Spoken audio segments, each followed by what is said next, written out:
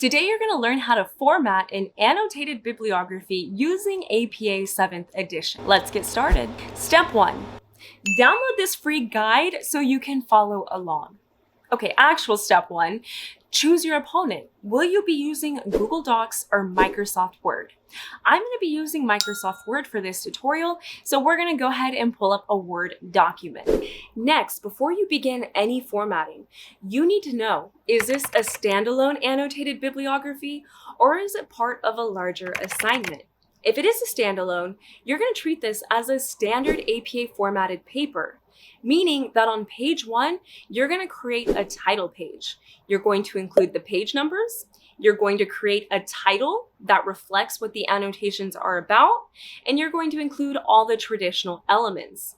From here, you want to insert a page break, and then on the first line, you're going to include the phrase annotated bibliography to go ahead and start the assignment. A couple things to note: no, you're not going to include an introduction or a conclusion, and also you don't need to include in-text citations within the annotations since they're going to be located under the full reference list entry. Now let's say yours is part of a larger assignment. In this scenario, your annotated bibliography is going to be located where your reference list is at. So to begin the formatting here, again, you're going to want to insert a page break after the last page in your written paper. Then on the first line, where reference list would typically be located, you're going to replace this with the phrase annotated bibliography. Notice how it's following the same formatting in that it's bolded and it's centered.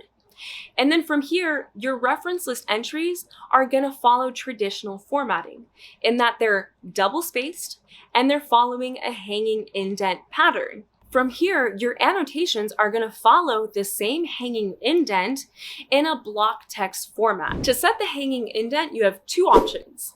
First, you can set it before you include your reference entries. To do this, you want to come up to the paragraph drop-down menu and then select line spacing options. Here, you're going to make sure that hanging is selected and it's hanging by 0.5. Option 2 is you can set it after the references are on the page. To do this, go ahead and highlight all the reference entries and then come up to the ruler where the indentation icon is located. The first thing you're going to do is grab the left indentation and bring it over 1/2 inch, and then grab the first line indent and bring it back to 0. Now, when it comes to formatting the annotations, you're also going to use the icon from the ruler.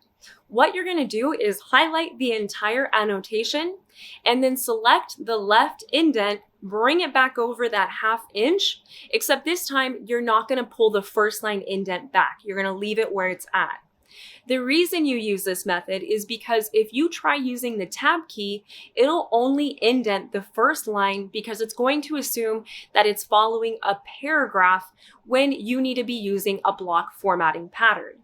So what I recommend doing is typing out all your annotations and then highlighting one, hold the control key, highlight the other, and follow this until you have all annotations highlighted, and then simply move the left indent over one time.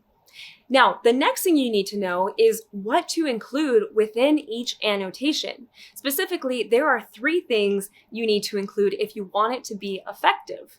If you want to learn what those 3 things are, be sure to check out this video next.